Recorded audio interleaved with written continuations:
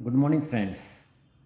आज हम देखेंगे नॉन इन्वेसिव वेंटिलेशन का पार्ट 2।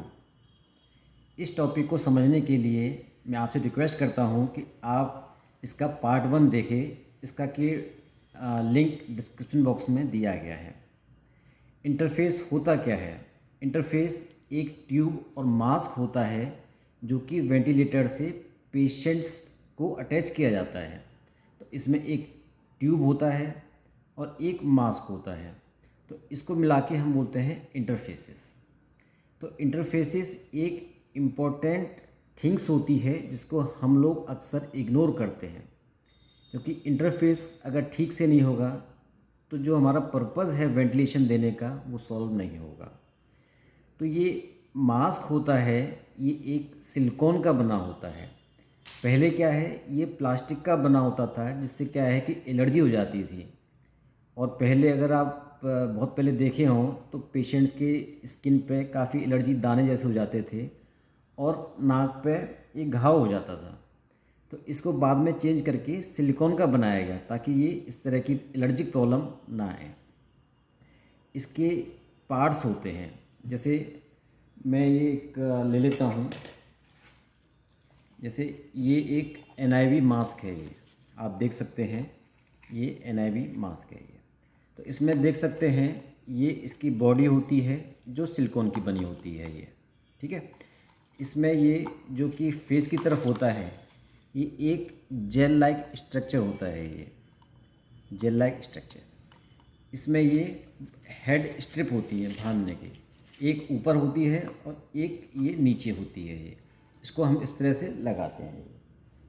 तो इसमें ये ध्यान रखना है कि जो लोअर पार्ट है मास्क का, ये चिन पे आना चाहिए यहाँ पे, और इसका जो ऊपर वाला पार्ट है वो लगभग यहाँ पे आना चाहिए, इस तरह से यहाँ पे आना चाहिए। मास्क अगर छोटा चाहिए तो छोटा ही लगाना चाहिए, अब बड़ा चाहिए तो बड़ा लगाना चाहिए। अगर हम मास्क छोटा बड़ा नहीं देखेंगे तो इसमें से लीक ज़्यादा होगा और हमारा पर्पस सॉल्व नहीं होगा। चलिए अब इसके पार्ट्स देख लेते हैं। तो जैसे मैंने बताया था, ये मेन बॉडी है, ये एक जेल लाइक स्ट्रक्चर है जिससे क्या है कि ये जो फेस पे जो अटैचमेंट होता है ये काफ़ी स्मूथ होता है, जिससे कि एक कंफर्टेबलनेस आती है और लीक नहीं होता है। इसलिए इसको बहुत सॉफ्ट बनाया जाता है। पहले के NIV मास्क अगर देखें तो ये काफ़ी हार्ड होता था जिससे कि नाक पूरी छिल जाती थी। तो इसलिए ये सॉफ्ट जेल लाइक स्ट्रक्चर दिया जाता है। ये यहाँ से अलग भी हो जाता है, इस तरह से ये अलग भी हो जाता है। ये इसमें छोटे छोटे बटन लाइक स्ट्रक्चर होते हैं ये, तो ये अलग भी हो जाता है, ये देखिए। तो इसका जो इम्पोर्टेंस है वो लीक रोकने में और कंफर्टेबल देने में है पेशेंट को। फिर ये बॉडी हो गई, ये हेड स्ट्रिप हो गए, ये फोर हेड पे रेस्ट करता है, ये फोर हेड पे। तो जब भी हम बांधते हैं तो इसका जो मेन जो प्रेशर आता है वो हेड पे आता है। पहले के मास्क में क्या है कि नाक पे आता था, जिससे कि नाक में अल्सरेशन हो जाता था, और दूसरा जो स्ट्रिप होता है वो नीचे आता है यहाँ से लेके। तो ये एक बेसिक मास्क होता है। इसमें ये टी पीस होता है जिससे कि NIV की ट्यूबिंग जाती है।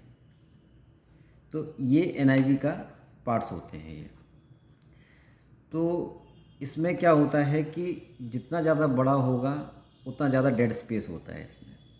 अब डेड स्पेस क्या होता है, जैसे मैंने वेंटिलेशन की फिजियोलॉजी में बताया था, अगर आपको याद ना हो तो वो वीडियो फिर से देखिएगा, उसका जो लिंक है वो डिस्क्रिप्शन बॉक्स में लिखा हुआ है।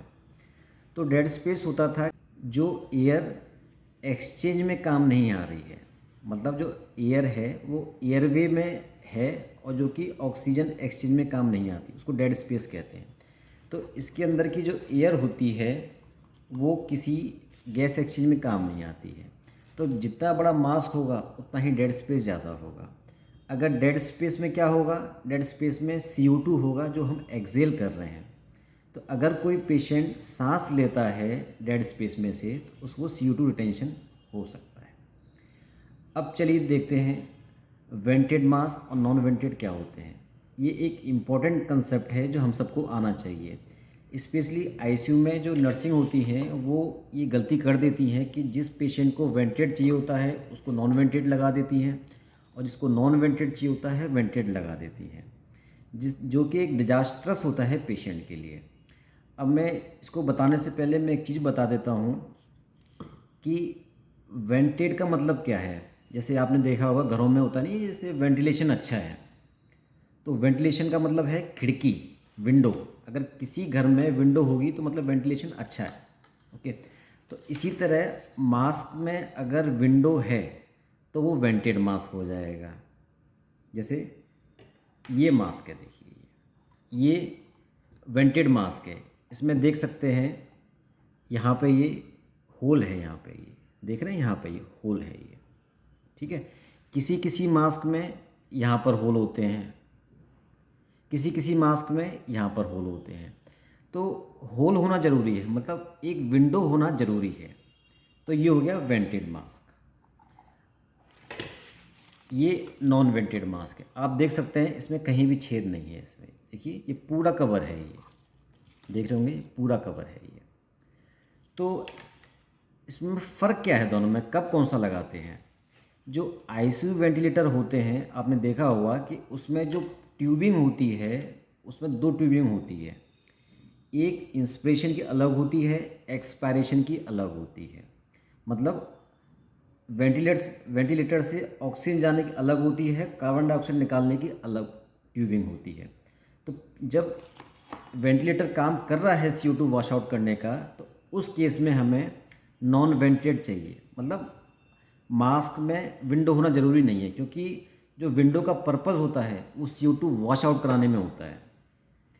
लेकिन जो पोर्टेबल वेंटिलेटर होता है उसमें तो एक सिंगल ट्यूब होती है, तो उससे केवल ऑक्सीजन अंदर आती है, मतलब वेंटिलेशन अंदर आता है।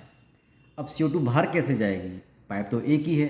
तो उसके लिए मास्क में विंडो होना ज़रूरी है, तो इसलिए उसमें हम यूज़ करेंगे वेंटेड मास्क, ताकि जो होल हैं, जो विंडो दी हुई है उससे CO2 बाहर निकल जाए। तो अब आपको याद रहेगा ये वेंटेड मतलब विंडो, और वेंटेड कहाँ पे यूज़ होगा, यहाँ पे कि पाइप एक ही है, मतलब पोर्टेबल वेंटिलेटर में। नॉन वेंटेड कहाँ यूज़ होगा, जिसमें कि खिड़की नहीं है, कोई वेंटिलेशन नहीं है, ऐसा कहाँ होगा जहाँ पर दो पाइप होंगे, एक पाइप ऑक्सीजन लाने के लिए, दूसरा पाइप CO2 वॉश आउट कराने के लिए, मतलब आईसीयू वेंटिलेटर में। आई होप कि आपको समझ में आ गया होगा। चलिए अब आगे चलते हैं। अब इंटरफेसेस कितने टाइप के होते हैं, मतलब आपको वेंटिलेटर से वेंटिलेशन देना है तो कितने टाइप के मास्क यूज़ हो सकते हैं। एक तो जो टिपिकल मैंने बताया ये ओरोनेज़ल मास्क है ये, क्योंकि इसमें मेरा मुंह और नाक दोनों कवर हो रही हैं इस तरह से ये, तो ये है ओरोनेज़ल। एक होता है नेज़ल मास्क, केवल नाक कवर होगी केवल, ओके। एक होता है नेज़ल पिलो। नेज़ल फ्लो में क्या है कि जो ऑक्सीजन कैनुला आपने देखा होगा उस टाइप का होता है, और नाक में दो कैनुला चले जाते हैं जिससे कि वेंटिलेशन डायरेक्ट अंदर जाता है नाक के अंदर। तीसरा होता है कि ओनली ओरल, जिसमें कि नाक नहीं ढकी रहेगी, केवल ओरल होगा इस तरह से। एक होता है फुल फेस मास्क, जो पूरा जो फेस है वो मास्क से ढका होगा। और एक होता है हेलमेट, जैसे हेलमेट होता है ना, ये बाइक पे चलाते हैं, पूरा सर कवर कर लेता है।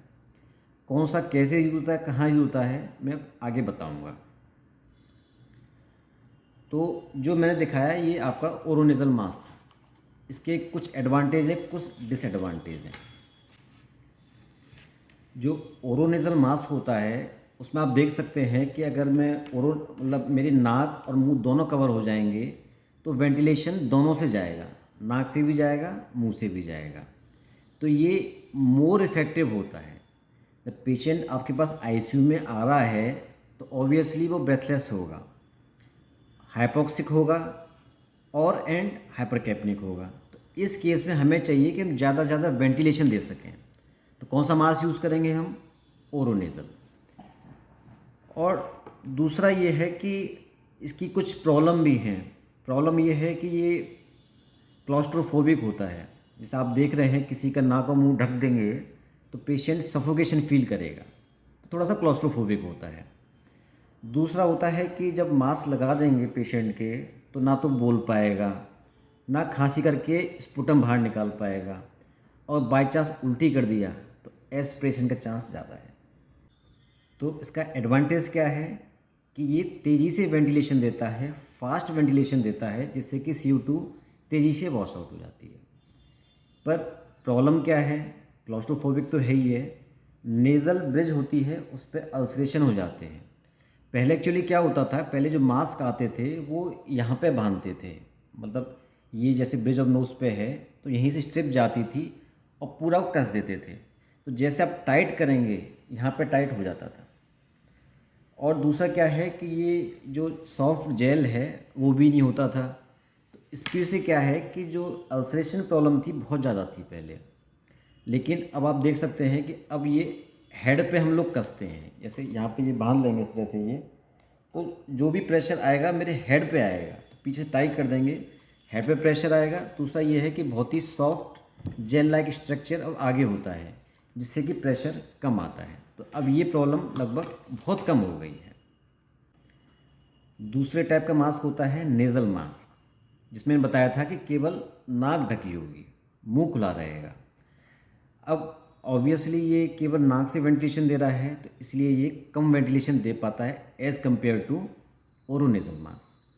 तो ये माइल्ड में यूज़ कर सकते हैं या उन पेशेंट में यूज़ कर सकते हैं जिनका हम लोग NIV पर ही डिस्चार्ज कर रहे हैं, मतलब होम बेस्ड NIV दे रहे हैं। तो अगर दोनों में हम कंपेयर करें तो कौन सा कंफर्टेबल हो गया, नेज़ल मास्क ऑब्वियसली। क्लॉस्ट्रोफोबिया किस में कम होगा, नेज़ल मास्क में। रीब्रीदिंग के चांस किस में ज़्यादा होंगे, जिसका डेड स्पेस ज़्यादा होगा, मतलब ओरोनेज़ल मास्क में। अब नेज़ल मास्क में मुंह खुला हुआ होता है हमारा, ढका हुआ नहीं होता है। तो जो ओरल ब्रीदर हैं, जो मुंह से सांस लेते हैं, उसमें ये इफेक्टिव नहीं होगा। क्यों? क्योंकि आप वेंटिलेशन नाक से देंगे, मुंह से सारा बाहर निकल जाएगा। तो उन पेशेंट में यूज़ नहीं करना है जो कि मुंह से सांस लेते हैं या अपना मुंह खोल देते हैं। लेकिन इसके फ़ायदे और क्या फ़ायदे हैं, जब मुंह खुला रहेगा तो आदमी थोड़ा बहुत कहीं बोल भी सकता है, मुंह से खा भी सकता है, खांस के बलगम बाहर भी निकाल सकता है। अगर वॉमिटिंग होती है तो वॉमिटिंग बाहर फेंक सकता है, जिससे कि एस्पिरेशन के चांस कम हो जाते हैं। पर ये प्रॉब्लम सारी ओरोनेज़ल मास्क में है। लेकिन नेज़ल मास्क की प्रॉब्लम क्या है कि एक तो इसमें भी प्रेशर सोर बन सकते हैं, मतलब निशान पड़ सकता है।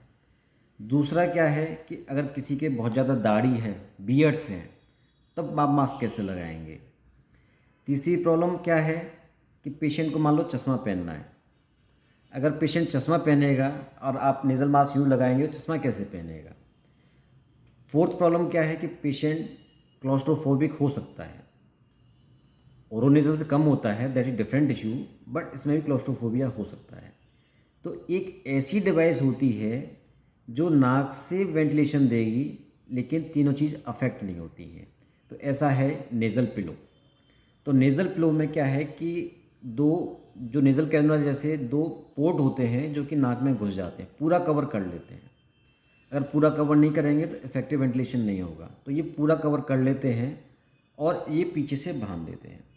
तो किसी की दाढ़ी भी है तो कोई प्रॉब्लम नहीं, चश्मा पहन सकता है, मतलब अगर चश्मा पहनना चाहे तो चश्मा ही पहन सकता है, कोई प्रॉब्लम नहीं है। तो नेज़ल पिलो।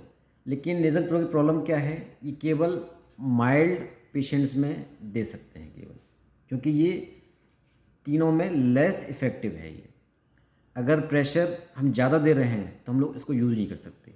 यूजली 10 से 12 प्रेशर तक हम दे सकते हैं, मैक्सिमम 20 तक जा सकते हैं, 20 से ज़्यादा इसको नहीं दे सकते। और क्या प्रॉब्लम है इसमें, जो हवा निकलेगी, जेट निकलेगा, डायरेक्ट नाक में जाएगा, जो कि अनकंफर्टेबल होगा और जो सीक्रीशंस होंगे उसको ड्राइव कर देगा। तो नेज़ल पिलो सबसे कम यूज़ होता है। सबसे ज़्यादा क्या यूज़ होता है, ओरोनेज़ल, देन नेज़ल पिलो। एक और मास्क होता है फुल फेस मास्क। ये रेयरली यूज़ होता है और इसके बेनिफिट्स क्या हैं कि ये पूरे फेस को कवर कर लेता है ये, अब जब प्रेशर सब जगह पड़ेगा तो इसमें प्रेशर शोर की संभावना कम हो जाती है, ईज़िली फिट हो जाता है, एयर लीक की प्रॉब्लम नहीं आती क्योंकि ये पूरा अच्छे से सील हो जाता है। ठीक है ना। ये माउथ ब्रीदर के लिए अच्छा है। मुंह खोल लो, क्या होगा, जो है वो तो मास्क के अंदर ही है ना। उन पेशेंट में अच्छा होता है जो क्लॉस्ट्रोफोबिक होते हैं, जिनके दांत नहीं होते हैं, फेस टेढ़ा मेढ़ा होता है, फेशियल एब्नॉर्मेलिटी होती है, क्योंकि पूरा फेस कवर कर लेता है, इसलिए उनमें ये यूज़ कर सकते हैं। मेनली यूज़ करते हैं ये बच्चों में, क्योंकि बच्चे मास्क ठीक से नहीं बांध पाते, इसलिए पूरा फेस मास्क लगा देते हैं।